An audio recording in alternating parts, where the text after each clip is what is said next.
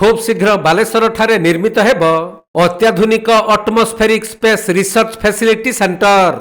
एने Baleshwar circuit house ठारे आयोजित एक सांबादिक सम्मेलन रे सांसद प्रताप चंद्र षडंगी सविशेष सूचना दैछंती। आमे माने समस्त बहुत आनंदित अच्छु। आज आमर ये दिज एमएलए अच्छा आउ 3 जन आज पंचायत मंत्री आसवर सनातन विजुली आसीपार ना पद्मलोचन पंडा आज भुवनेश्वर मीटिंग अच्छी आमर उपमुख्य सचेतक से गोविंद चंद्र दास से भुवनेश्वर अच्छी और मीटिंग अच्छी ना समस्ते आसता हठात काली राति आम डिसाइड कलु चिठी पाया आमर गोटे मीटिंग चलता तेणु समस्ते बड़ आनंद उद्वेलित अच्छा जे बालेश्वर गोटे बहुत बड़ गौरवर विषय ये दक्षिण भारत को चल आमको बड़ निराश आसता से आम माननीय राष्ट्रपति माननीय प्रधानमंत्री माननीय प्रतिरक्षा मंत्री और माननीय भूविज्ञान विभाग मंत्री जितेंद्र सिंह को अशेष धन्यवाद प्रदान कर। ये गोटे joint venture ISRO ministry of आर्थ साइंसेस आउ डीआरडीओ मान प्रतिरक्षा विभाग एमनकर जॉइंट वेंचर ये प्रोग्राम है। बहुत आगु ये प्रकल्प मंजूरी होता किंतु यार प्रीमियम विवादटा छिड़ी पार नाला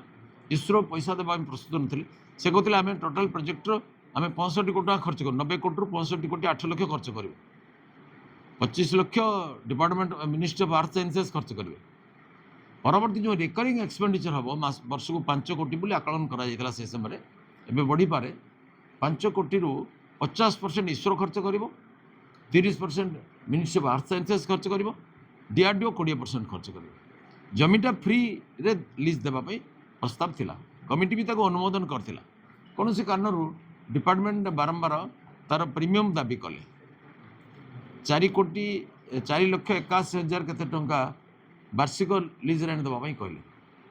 पाखापाखि 1.5 कोटी टंका से प्रथम नेवाई कहले से इसरो राजी हेले नहीं तेणु ये प्रकल्पर कार्यान्वयन में बहुत संदेह सृष्टि है ऊपर जना पड़ा जे प्रकल्प हो पारबनी इसरो हाथ टेक देले मु बारंबार चिठी लिखी एवं इसरो तथ्य नहीं मु मंत्री सहित माननीय मंत्री राजनाथ सिंह सहित बारंबार आलोचना करछि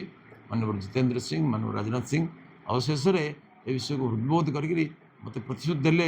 माननीय राजनाथ सिंह जे ये प्रकल्प निश्चय हे बोली दक्षिण भारत को चल शुणा हो बर्तमान इसरो वाला सेमती कर सी कहले ना मुझे विभाग अधिकारी डाक कहले तुरंत फाइल मो पेश कर जाओ तापर मुझे 4-5 चिठी लिखी 2-3 थर बस अशेष आज एटा राष्ट्रपति अनुमोदन क्रमे माननीय प्रधानमंत्री माननीय प्रतिरक्षा मंत्री माननीय भूविज्ञान मंत्री आशीर्वाद आमको ये प्रकल्प मंजूरी प्राप्त है। तो प्रकल्पर मूल्य वृद्धि हो पार से समय 90 कोटी 8 लाख टंका स्थिर होता बजेट यार मुख्य कार्य हूँ जे इसरो आप जानते गोटे स्पेस रिसर्च ऑर्गेनाइजेशन आमको विभिन्न प्रकार एटमोस्फेरिक जो परिवर्तन होची आगु प्रेडिक्ट करा जाई पारुनी सेटार बहुत पूर्व से जानीपारे ये आम पाखे बर्तमान बहुत कम इन्स्ट्रुमेंट अच्छी ये पाखापाखि 70-80 इन्स्ट्रुमेंट बस गोटे कस्टली इन्स्ट्रुमेंट सब बस जो मैंने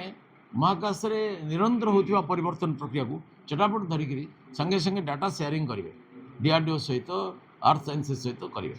डाटा शेयरिंग कले यार गोटे कमन आनालीसिस तत्काल जमी आप हाथ में मशा बसला सागे ब्रेन सेंटर को जाऊँ हाथ पटके आसिक पिटुचे मशा को मारुचे सेमती तत्काल प्रतिकार करने गोटे ऑटोमेटिक सिस्टम विकसित हम आप युद्ध क्षेत्र देखुं साड़ू गोटे क्षेपणास्त्र आसला एडू गोटे क्षेपणास्त्र तो विदेश बाटर अटकई दूसरी सेमती इमिडिएट प्रतिकार करा जहाँफल आम सब क्षतिग्रस्त होटा हेब ना ये समग्र पूर्व भारत गोटे आकर्षक केन्द्र हम।